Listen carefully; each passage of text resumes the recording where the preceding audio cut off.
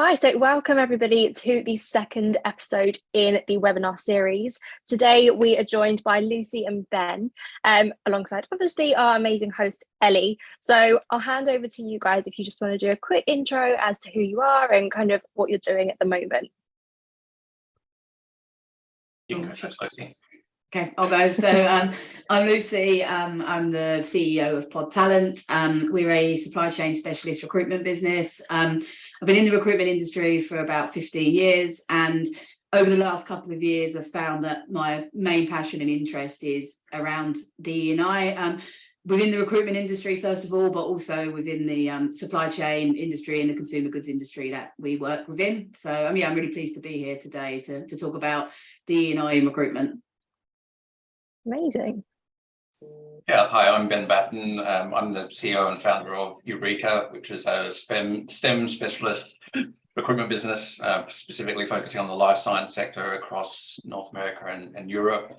It's almost 20 years to the day since I started in recruitment back in Australia. Wow. And I've had the privilege, I guess, of being able to work in a couple of different parts of the world, Australia, obviously, Asia, and now in the UK. And that's had lots of different challenges in it, particularly moving from Asia to the UK really opened my eyes to diversity and inclusion, because it's just not something that's prevalent in Asia, and it's been really exciting to engage with clients and see, particularly as we've gone through COVID, how that impacts on talent pools and even workplace dynamics working remotely. Yeah, nice. So definitely you guys have got some really good kind of background there, and obviously great industry experience for what we're going to be talking about today. Just to give a little bit of background into who I am, I work alongside Ellie at Sourcebreaker in the customer success department. I've been at Sourcebreaker for nearly a year and a half now, and before that I was in recruitment myself, so again I've kind of had that first-hand experience in recruitment, and now at Sourcebreaker obviously speaking with recruiters every day and also being part of the DE&I committee at Sourcebreaker. So I was really keen to get involved in this and obviously get started with this conversation too. Nice. So I guess just following on then from that first episode that we had where we were talking about initially how can people be getting started with DE&I and like getting on the bus and kind of the first steps people should take. I guess the first question that I wanted to put out there for discussion today is, for companies that I guess are starting from scratch, is there a way for them to kind of benchmark where they're at currently with DE&I before, I guess, running before they can walk and putting that strategy in place? I'll jump in first here, that's okay. We'll stick to this order and then we won't talk over each other or anything. Yeah. Yes, I think understanding your starting point is really important. I'd say a step even before that is making sure that the leadership team of the business are on board and they know why this journey is important, because it has to come from the top down. And I think you need to understand as a business why it's important to you and why it's important to each individual and the benefits and the reasons why you're doing these things for your business. And that's really important, because you can't do DE&I for one day and then leave it after that. It's a continuous progress for the business. But I think the main starting point is understanding the demographic of your business currently. So by running confidential surveys to understand the breakdown of the different people in your business, different minority groups, that sort of thing, and understanding where you stand from a starting point. I also think data, that's really important. You need to know your starting point, but also you need to understand how people feel within your business, because a survey is not going to answer that. So I think engaging with a third party or someone removed from the business to do inclusion surveys with those in the business and also people who have left the business, even more importantly, to understand how people feel working in your business is really important. Yeah, definitely. I would agree. I think certainly the measuring the current lay of the land is super important. But then it's why are we trying to do it? And different, whether it's recruitment agencies that are doing it for their own benefit or clients, are we doing it to look good for stakeholders to put on a glossy brochure, or are we doing it because we see some benefits that are going to come from that? and setting some goals around that's really, really important. So you've got specific measurables, and so you have your starting point, which is your data, and then they say, okay, well, in the next 12 months or 18 months, 24 months, by that time we want to have done these things, and then coming back to measure, but also then looking at, what is the outcome of that? So, you can take that a step further from looking at employee engagement and, perhaps the litmus test, what's going on in the organisation. Are we seeing better results? Are we seeing other things that are positively or negatively impacting the organisation? Yeah, I think that's really interesting, actually, because you both kind of mentioned there about understanding like why you want to do this and having a first step. But I think just from like experience I've had speaking with organizations and being in recruitment, I think a lot of people are maybe doing this as a bit of a tick box exercise where they know that they need to have it, but don't necessarily know how to go about it. So is there any like really specific first steps that you would say, managers and owners of organizations can be taking to make sure they're doing this in the right way? Yeah, I mean, my advice for someone looking to start out is to find out why it's important to you. I think the very first exercise we did as business was about understanding the privilege that we had in the room, and helping each person to understand their privilege versus other people, and also understanding what marginalized groups, for want of a better word, what life is like for different groups inside and outside of the workplace, and what things people face every day that you might not be aware of, because whilst everyone has an element of privilege and might have underprivilege in some ways, there's all sorts of different sort of crossovers, and you can't understand what it's like for every different group. So I think the first step is getting people to care and understanding why it's important. And when we started that journey, there wasn't a single person in our business that hadn't been touched in some way by that process and didn't come away from having learned something. I think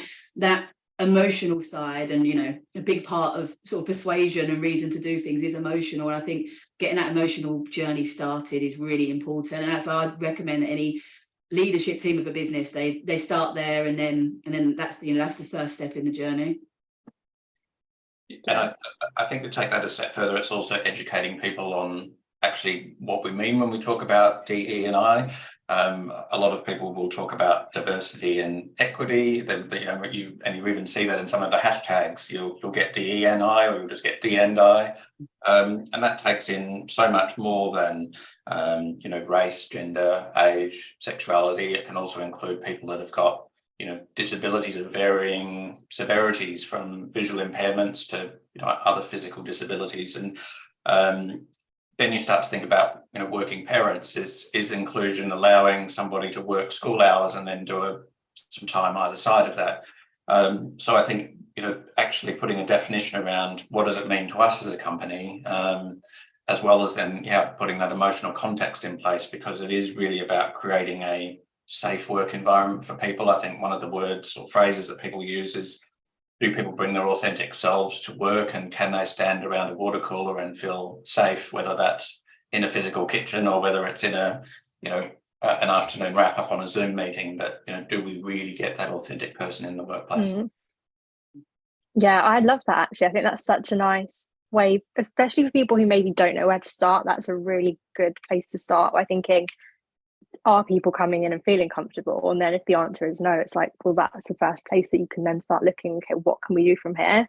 So I think that's really important. And you both mentioned again, like there's so many different people that you'll have in a workplace, in an organization. And I think managers and owners might not necessarily realize that there's a problem within their company when it comes to D&I and considering different people and what they might need. So is there anything that consultants or people who are working within an organization that they can do to maybe push that first step if managers and senior people aren't necessarily recognizing that?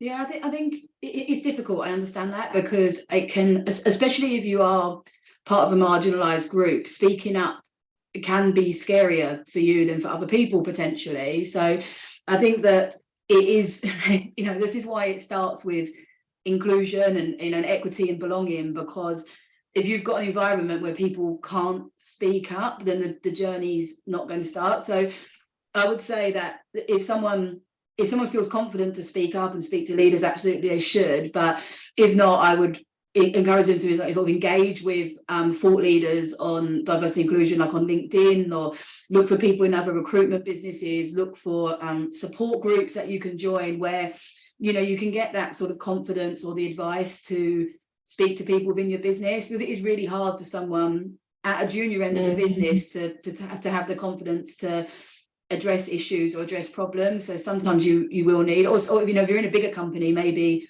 speak to HR or speak to talent or another area of the business if you feel more confident doing that.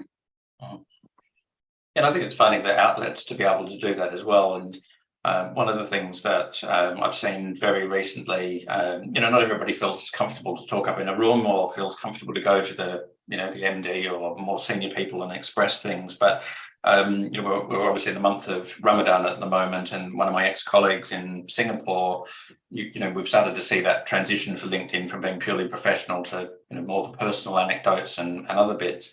But she used that as an opportunity to educate, you know, the LinkedIn audience what Ramadan's about, why do people do it, and that prompted quite a nice conversation, you know, online, and then sort of follow up subsequent to that. So I think there are other channels that you can more subtly raise things, create awareness, you know, share stuff that's of interest that may be impacting on, you know, who you are, things that you feel passionate about. Because again, if you get other people, you get 2 or 3 other colleagues that like it, that may then spur in-person conversation. Because not all organisations have big resources or big appetite to pursue this. I think there's, like everything, I think there's got to be yes, the leaders have got to drive this, but I think equally, if you want to be part of the change, you've also got to try and drive that at an individual level, and, you know, be you know, a creature for change.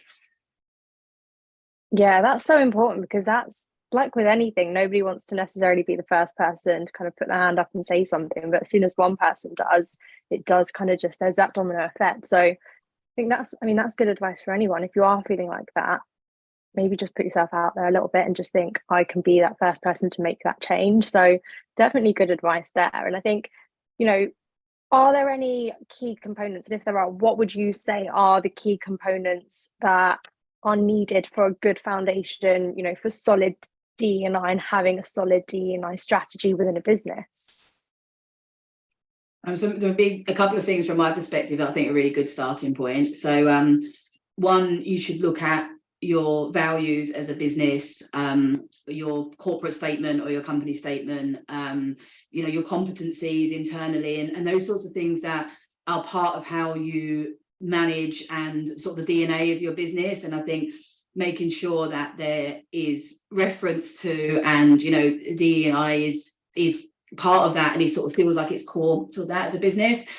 And then I think the other thing is, and this bit is more sort of hard to do, or like it takes longer to do, but looking at your things like your policies, your statements, you know, so having things like a zero tolerance policy, having a DE&I statement, having making sure that people are aware of these in the business. And as a business, like having that line, I think, is so important. So like, if people know that if you break our DE&I policy, then there will be sort of consequences, or it will be a discussion point. And I think that if you make that stand as a business, there are some really important things that you can do that makes it feel like it's part of the running of the business, not just a tick box exercise. Yeah, and I think also looking at when we talk about diversity, equity, inclusion, how are we hiring people? So you've obviously got your existing pool of people, but how are we hiring? And, you know, if you keep doing the same things, you're going to get the same results. So if you only go to the top tier universities to hire graduates, you know, that you're going to get a certain pool of people from there. Are you going to get representation from, you know, from other groups, or you know, disadvantaged, you know, communities, if you don't go and try? So you know, looking at where are you accessing talent from, how are you promoting it, because there are of course perceptions, again, to Lucy's point around how, you know, what's on our website, what are we saying about these things. People could go to a website and not apply because you're not communicating their language, or not creating a safe environment for them to want to apply. And I think then, you know, as part of the process, you've got to promote promote that. And that's certainly one thing that I've seen over the last couple of years, is that people that are wanting to come to work for me or in my last organisation were asking these sorts of questions. What's your policy on this? What's your policy on that? How would you deal with something like this? And also you've got to tackle hiring managers as well. So my managers, we all have unconscious bias, and I put my own hand up and say that that I've made decisions on CVs, but I've been making proactive steps. So saying to talent acquisition, take off the names, take out other bits and let's look at a blind CV, or let's just do a blind interview. So again, looking at this sort of format, I can think of a lot of interviews I've had with people that don't have a great setup at home to do an interview.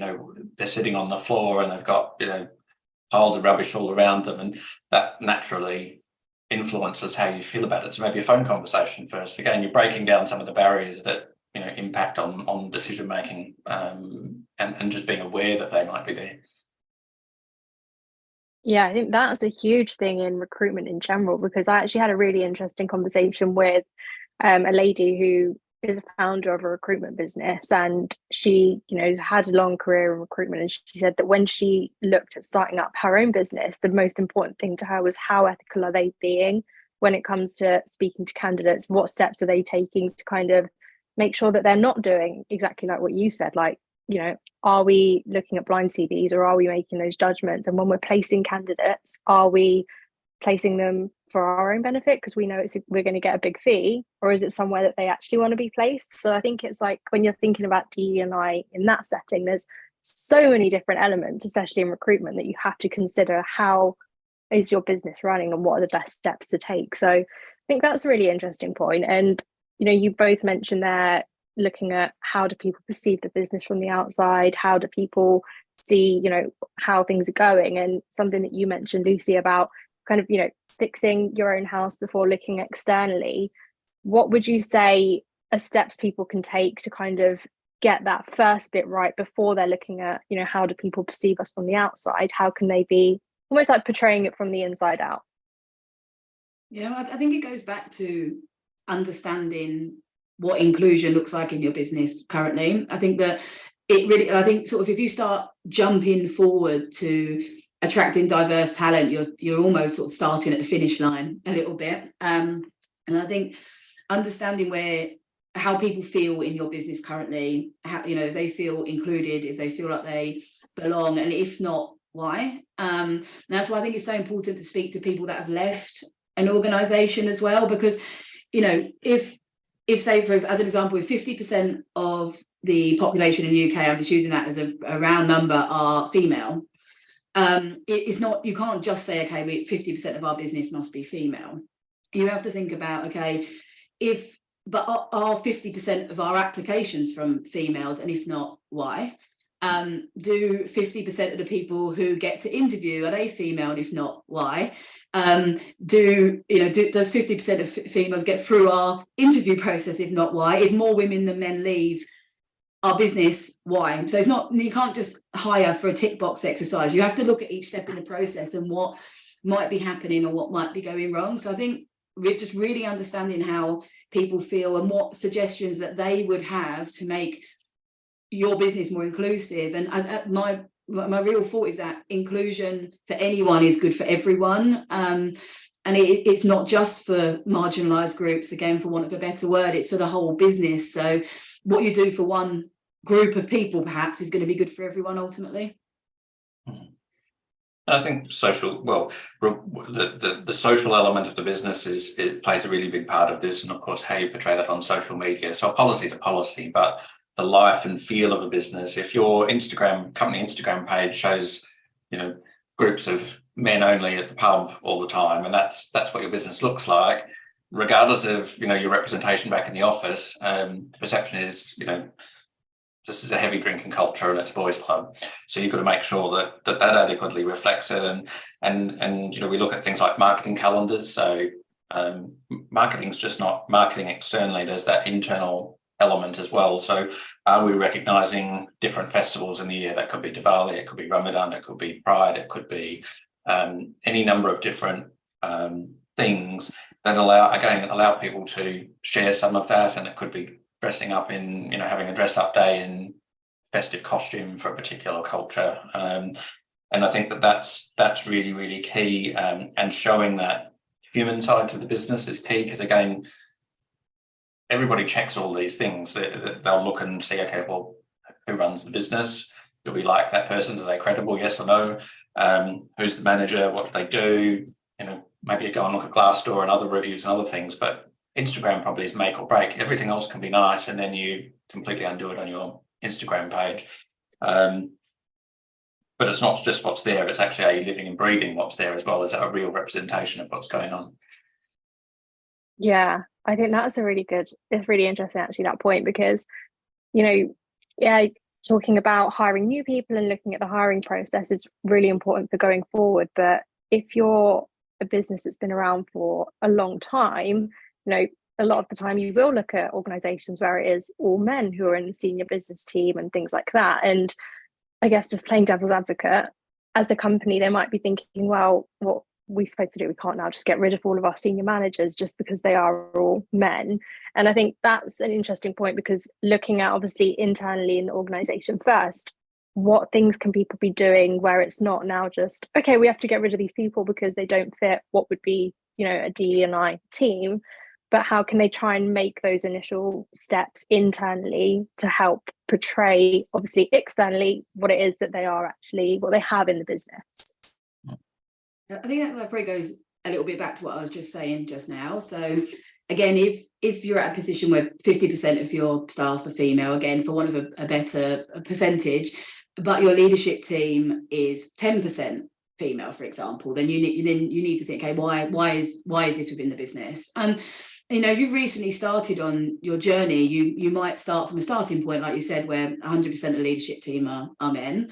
I think what's really good to do there is look at your progression and promotion criteria in the business, and look at that, and is that fair, and is it based on sort of objective things rather than like people's opinion, and how can you make a level playing field for everyone within the business to progress? I think we all know in recruitment that often people progress into roles based on connections and friendships, or people progress into roles that aren't necessarily right for them, like the age-old thing about top billers becoming managers and things like that. So I think one step you can take is to look at, okay, how do we measure people in the business? And it shouldn't just be about billings and KPIs. It should also be based on a set of core competencies, behaviours, additional things that people need to do to be promoted that allows people to shine in different ways as well.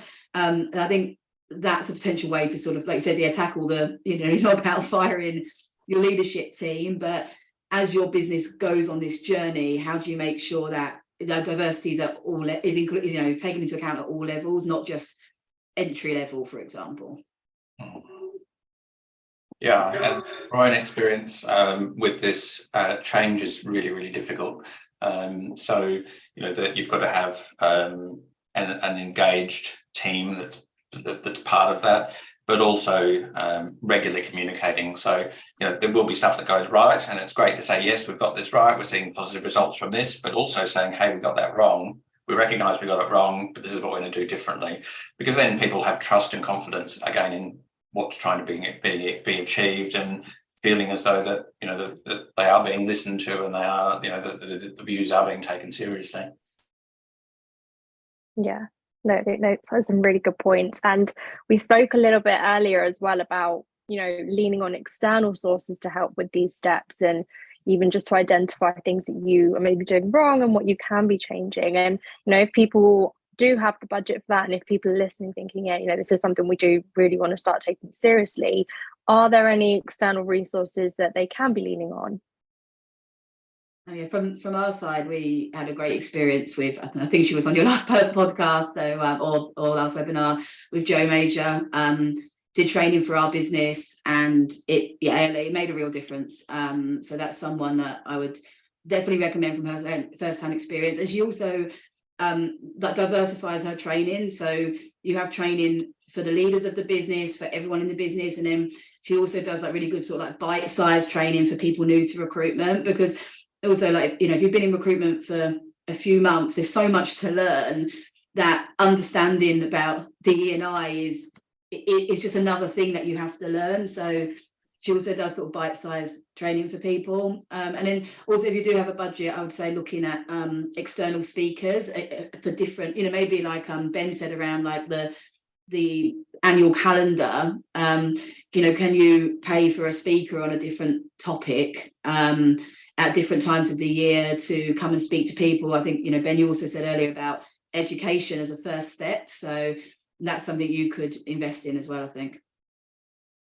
Yeah, so I don't have the experience of working with an external third party to do it, but certainly one of the, you know, a bit like the webinar we're doing now, right? This is a resource that you can use to create discussion or stimulate discussion and ideas, and I think that that's really, really key. I mean, particularly when you're talking about, you know, big billers where everybody's constantly chasing their next deal and growing sales, and there'll be people that love trading, there'll be people that go, why is that relevant to me? Why do I have to do it? And I think that that's, if you can include, again, to Lucy's point, bite-sized stuff, you know, even if it's a lunch and learning, you put on a free lunch, get in a speaker, or have somebody that's going to champion something. I think it's the smaller things done consistently that build momentum around and more energy around these sorts of things.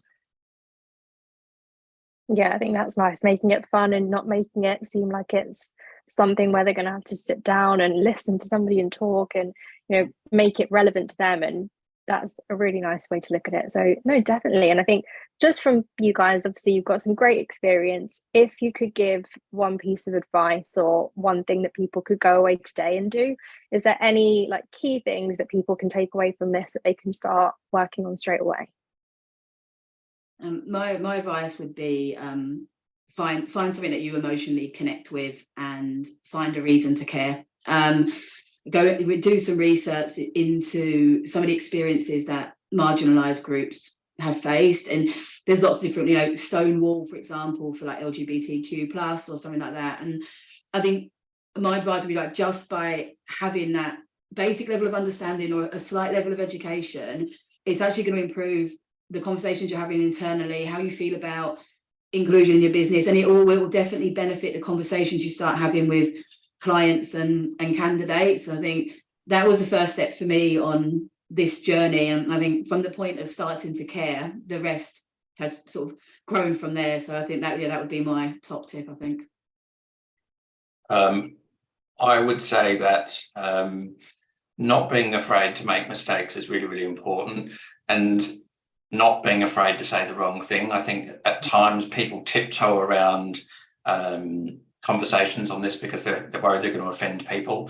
I mean, that's a two-way street, right? That sometimes somebody will say something because they just don't know, you know, what is the correct way to describe this. And I think it's creating a culture where people are open-minded and that there is a consciousness that we're all learning on this journey together and we're all trying to achieve an end goal.